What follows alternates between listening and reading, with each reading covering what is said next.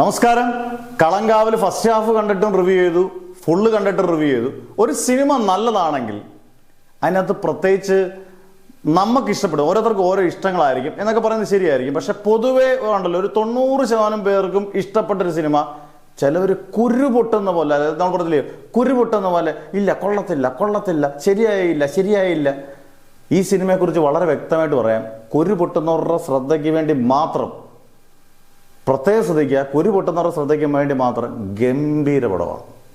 ഞാൻ തുടരും കണ്ടിട്ട് പറഞ്ഞത് അതിഗംഭീര സിനിമയാണ്. ഇടയിൽ രണ്ട് ക്യാരക്ടേഴ്സ്. എന്തുപാട് ഇതിനകത്ത് നെഗറ്റീവ് പറയാനുള്ളത്? ജെയിംസ് ബോണ്ട് സീരീസ് പോലെ ടപ്പ എന്ന് പറഞ്ഞുകൊണ്ട് പോകുന്നൊരു പടമൊന്നുമല്ല. പക്ഷേ ഗംഭീര രണ്ടുപേരുടെ പെർഫോമൻസ്. ആരൊക്കെ? മമ്മൂട്ടി, വിനായകൻ.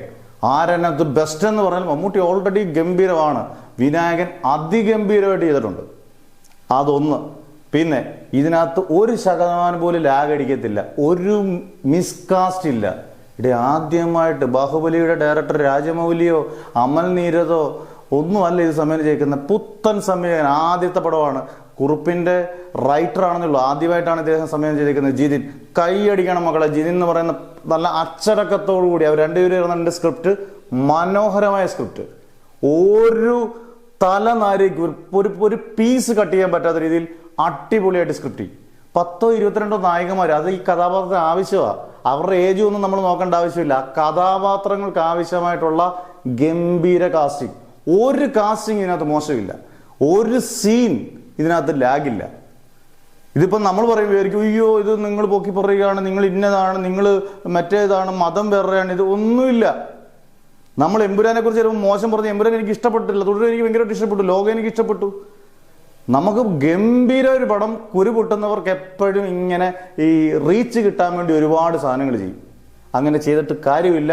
കാരണം വിനായകനും മമ്മൂട്ടിയും കസറിയൊരു സിനിമ. സിനിമാറ്റോഗ്രഫി, ബാക്ക്ഗ്രൗണ്ട് സ്കോർ ആ കൊച്ചൻ ചെയ്ത് വെച്ചേക്കുന്നത് ഗംഭീരം. രാധാകൃഷ്ണന്റെ സൗണ്ട് മിക്സിങ്. രാധാകൃഷ്ണൻ ഇപ്പോൾ എനിക്കൊന്നൊരു ടോപ്പ് ലെവലായി. നമ്മൾ അറിയപ്പെടാതെ പോകുന്ന പലർക്കും വേണ്ടി പറയാണ്, കാന്താരയും പുഷ്പയും ലോകയും ഒക്കെ ചെയ്തത് ഈ പറഞ്ഞ പോലെ നമ്മുടെ രാധാകൃഷ്ണ. അദ്ദേഹം തന്നെയാണ് എൻ്റെ സൗണ്ട് മിക്സിങ്. എല്ലാ രീതിയിലും ഗംഭീര പടം. ഡിഗ്രേഡ് ചെയ്യുന്നവർ ശ്രദ്ധിക്കുക. ഈ പടത്തിനെ എന്തുകൊണ്ടാണോ ഡിഗ്രേഡ് ചെയ്യുന്നത്, അത് ഈ പടം തൂത്തുവാരി വലിച്ച് കീറി ഇത് മുകളിലോട്ട് പോകും എന്നുള്ളത് സംശയമില്ല. മമ്മൂട്ടിയുടെയും വിനായകന്റെയും പെർഫോമൻസ് കണ്ടാൽ മാത്രം നിങ്ങൾക്ക് കൊടുത്ത പൈസയുടെ ഇരട്ടി നിങ്ങൾക്ക് വസൂല. അതുകൊണ്ട് തിയേറ്ററിൽ തന്നെ പോയി കണ്ടുകൊള്ളുക. നിങ്ങൾക്ക് ഇഷ്ടമുണ്ടെങ്കിൽ തിയേറ്ററിൽ പോയി ധൈര്യമായിട്ട് കാണുക, അടിപൊളിയായിട്ട് എൻജോയ് ചെയ്യുക. തീയാണ് മക്കളെ, തീ. അത് ഉറപ്പാണ്, ഉറപ്പിച്ചോളൂ.